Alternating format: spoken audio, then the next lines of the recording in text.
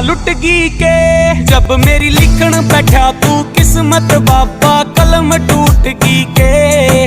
मेरे हाथां में तरक्की आली लाइन छूट गई के। जब मेरी लिखण बैठा तू किस्मत बाबा कलम टूट गई के।